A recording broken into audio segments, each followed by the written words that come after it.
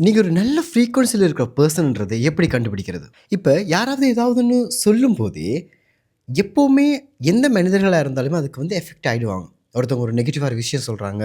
இந்த விஷயம் நடக்காதுன்னு சொல்றாங்க. யாரா இருந்தாலுமே அதுக்கு அப்செட் ஆயிடுவாங்க. ஒருவேள அடுத்தவங்க உங்க மேல ஒரு விஷயத்த திணிச்சு, நீங்க அதுக்கு அப்செட் ஆகல. அது உங்களுக்குள்ள எடுத்துக்கொள்ளலன்னா, நீங்க ஹையர் ஃப்ரீக்வன்சில இருக்கீங்கன்னு அர்த்தம். நீங்க மனதளவில நிம்மதியாவும், உங்களோட செல்ஃபோட நீங்க ஓரளவுக்கு கனெக்ட் ஆகி இருந்தீங்களா இருந்தா, நீங்க ஒரு ஹையர் ஃப்ரீக்வன்சில இருக்கிற பெர்சன்னு சொல்லலாம். ஒரு நல்ல ஃப்ரீக்வன்சில இருக்கிற பெர்சனுக்கு எப்பவுமே கன்டினியூஸா பாசிட்டிவ் அண்ட் கரெக்ட்டான தாட் ப்ராசஸ் அங்க இருக்கும்.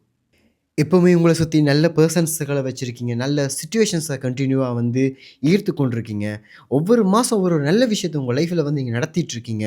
நீங்க நினைக்கிற மாரி உங்க லைஃப் போயிட்டுருக்குன்னா, நீங்க கண்டிப்பா ஒரு நல்ல ஃப்ரீக்வன்சில இருக்கிற பெர்சன்னு அர்த்தம். இதை விடவும் சில மிராக்கிள்ஸான திங்ஸ் இருக்குது. நீங்க காலையில ஒரு 2:45லேருந்து ஒரு 4 மணிக்குள்ள நீங்க எழும்புற பெர்சனா இருந்தா, இல்லன்னா ஏஞ்சல் நம்பர்ஸ் கன்டினியூஸா பார்க்குற ஒரு பெர்சனா இருந்தா, இப்ப நீங்க சடனா ஒண்ணு ஃபீல் பண்றீங்க. ஒரு காத்தடிச்சா நல்லா இருக்குமே, ஒரு மழை பெஞ்சா நல்லா இருக்குமே, நீங்க ஒரு திங்க் பண்றீங்க. ஒரு தாட் ப்ராசஸ் ஒண்ணு கொண்டு வர்றீங்க. அது நடக்கிற மாரி உங்களுக்கு ஒரு ஃபீல் ஒண்ணு இருந்துச்சா இருந்தா, நீங்க ஹையர் ஃப்ரீக்வன்சில இருக்கிற பெர்சன்னு அர்த்தம். இது மாதிரி பாசிட்டிவான வீடியோஸ நீங்க பார்க்கறதுக்கு மறக்காம ஃபாலோ பண்ணிக்கொள்ளுங்க. நீங்க எப்பவுமே பாசிட்டிவா இருக்கணும்னு ஃபீல் பண்ணீங்கன்னா, பாசிட்டிவ்ன்னு கமெண்ட்ல மறக்காம எழுதி வையுங்க.